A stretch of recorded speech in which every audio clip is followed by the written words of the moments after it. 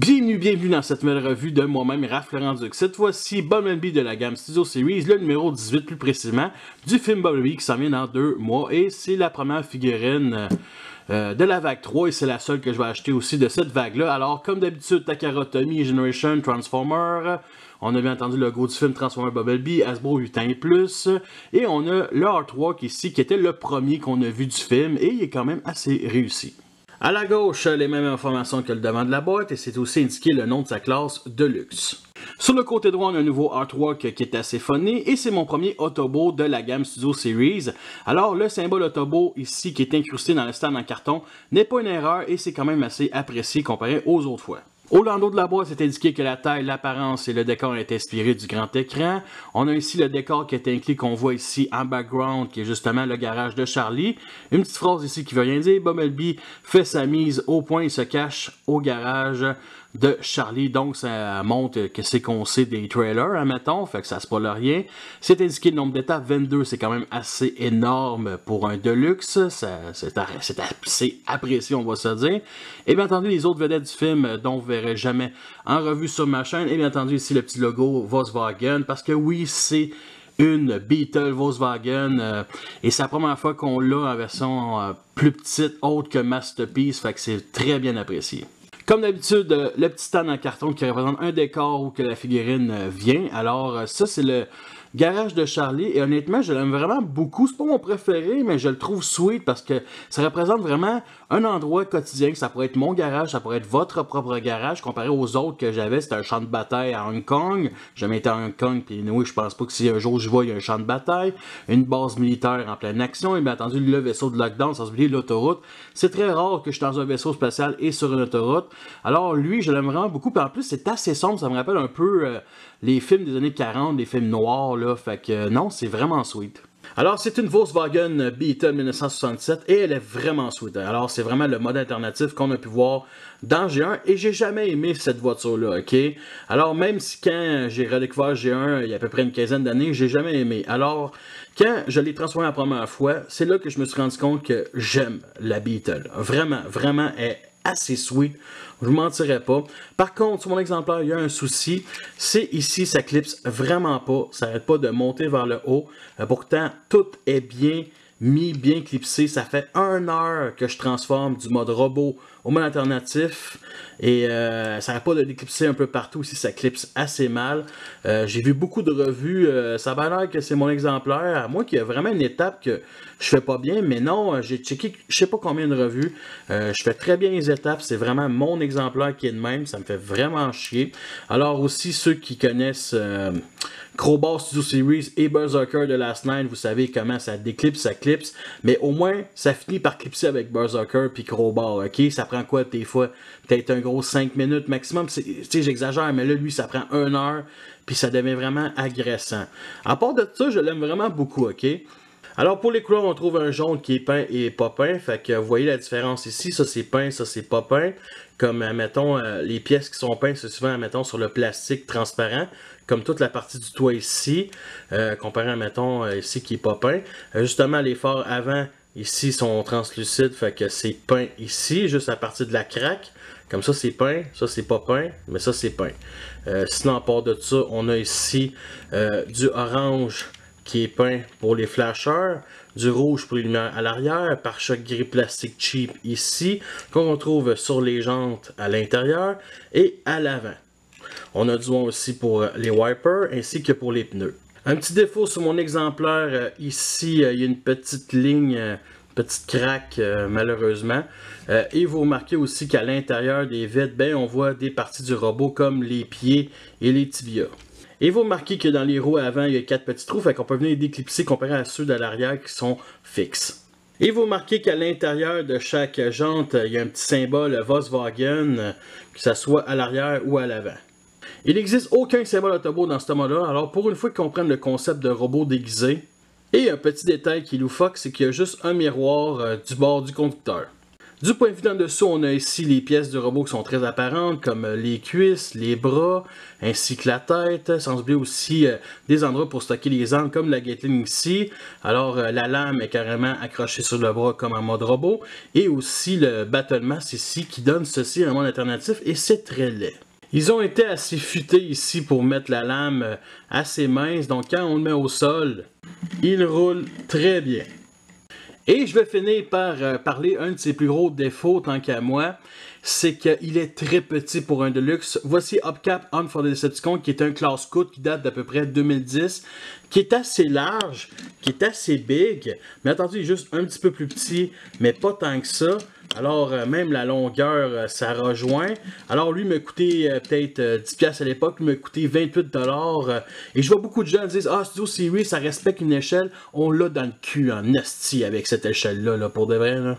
Vu que c'est la première coccinelle que j'ai dans ma collection, alors la figurine de Bumblebee qui ressemble le plus à une coccinelle, c'est bien entendu le classique ici, qui est aussi un Deluxe, qui est assez large, qui est beaucoup plus long, qui est une figurine vraiment géniale, je mentirais pas là. Bumblebee c'est un personnage que j'aime vraiment pas, mais ce jouet-là est vraiment classe, c'est pour ça qu'il vient de la gamme classique. Il est très petit, mais à côté d'Optimus Prime Invasion de Transformers 4, il est juste parfait, sérieusement, là, vite de même, là, ils auraient vraiment des Masterpiece G1, je pense que je sais que c'est pas ça, mais sérieusement, avoir ces deux-là, là, en mode alternatif, côte à côte, là, make G1 great again, là, sérieusement, c'est quelque chose, c'est vraiment le fun, c'est bien entendu un clin d'œil, c'est bien entendu un énorme hommage. Alors, nous sommes rendus à la transformation, alors, elle ressemble beaucoup à la deuxième version de Bumblebee The Last Knight, que vous pouvez déjà voir en revue sur ma chaîne. Alors, première étape, on vient ici enlever le Gatling Gun, on peut garder la lame ici, ça dérange rien. Et bien entendu, le Battle Mask que voici. Alors, on peut ici descendre l'arrière comme ceci. Ensuite, on vient ici déclipser les portières qui étaient accrochées ici avec ce peg-là, transparent que vous voyez pas pantoute. Fait que on les met comme ça dans cette position-là. On fait juste pousser ici la partie de l'avant-bras pour le déverrouiller et on fait juste le mettre sur cet angle-là comme ça, ainsi que l'autre. On vient ici pousser cette partie-là ici du capot sur cet angle-là. Ensuite, on peut venir détacher la roue avant ici comme ça sur cet angle-là. On peut venir déployer le bras vers l'extérieur. On pivote 90 degrés. On peut sortir la main et on la descend comme ceci. Alors, l'autre bord, c'est la même chose. La roue, on sort le bras, on pivote et on rabaisse sans oublier de déployer la main. Ensuite, on vient ici détacher les tibias où l'énorme peg est dans le trou rectangulaire le plus large. Et on fait juste descendre comme ça et on peut venir plier ici la partie du toit. Maintenant qu'on a dégagé ici les tibias, on peut venir compléter le torse. Alors on va venir descendre ici la partie noire pour venir clipser justement dans le peg gris ici. Comme ça, et on peut venir glisser un peu plus vers l'intérieur la lumière tout de suite déjà. Avec l'autre bord, c'est la même chose. Et on glisse. Alors, le backpack, on va le placer ici pour l'instant. Alors, on vient ici descendre la vitre et on plie. On descend la vitre et on plie. On sépare ici les jambes. Fait qu'on va venir lever cette partie-là. On glisse vers l'extérieur comme ceci. Ensuite, on fait juste rabaisser ici et on installe le tibia justement dans la pièce noire à côté de la roue et on sort aussi le pied. L'autre bord ne fait pas exception. On lève cette partie-là, on glisse, on vient descendre ici la roue, on installe dans le tibia comme ça et bien entendu, on déploie ici le pied. On pivote ici la fourche et on va venir installer le backpack. Alors vous voyez ce petit peg là ici, on va venir l'installer dans le trou ici. Fait que on va venir plier comme ça et là on va venir pousser et là ça s'installe extrêmement bien. Fait qu'on a quand même un gros backpack, mais il est déjà beaucoup mieux que la version de Last Knight. On peut venir plugger ici le Battle Mask dans ce petit trou rectangulaire translucide avec le petit peg derrière justement, puis il doit être inversé. Donc, mettons-le. Là, j'ai un peu de la misère, là.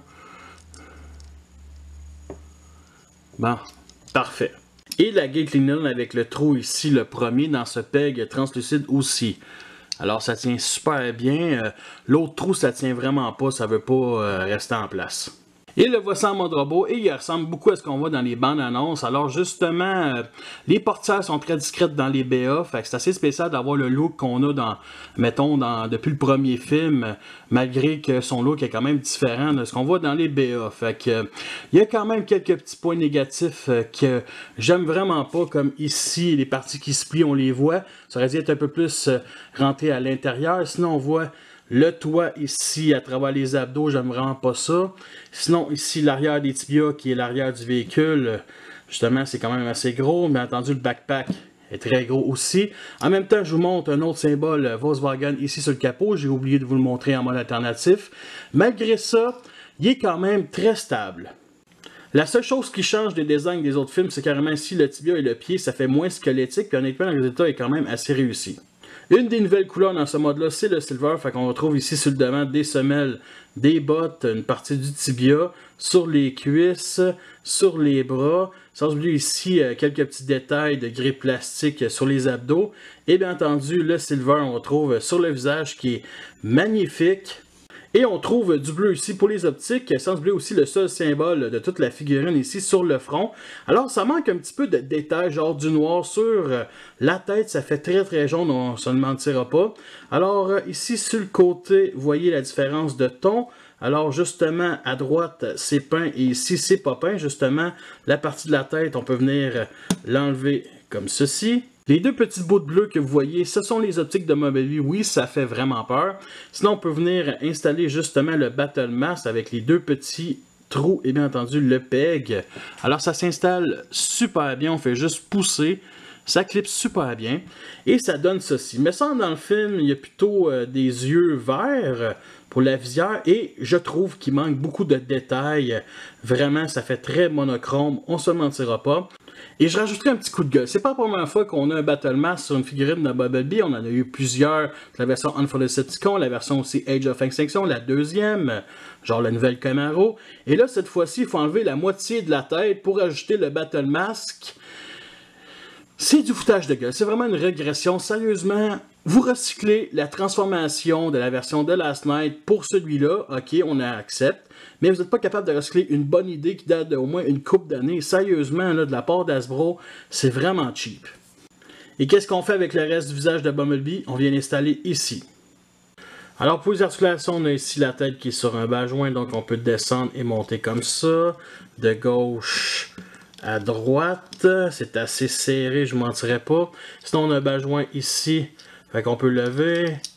Le mettre comme ça, bien entendu ça pogne ici. Sinon on a un pivot au coude qui est assez tight aussi. Sinon on peut plier comme ça, à peu près 90 degrés, un peu plus. Et on peut rentrer la main ici vers l'intérieur, mais c'est dû à la transformation. Si vous n'aimez pas les petites ailettes ici, alors on peut venir déplier ici, comme ça. On plie, on l'installe. Et on replie comme ça, alors ça fait quelque chose de beaucoup plus discret. Alors on a la fourche ici qui se pivote.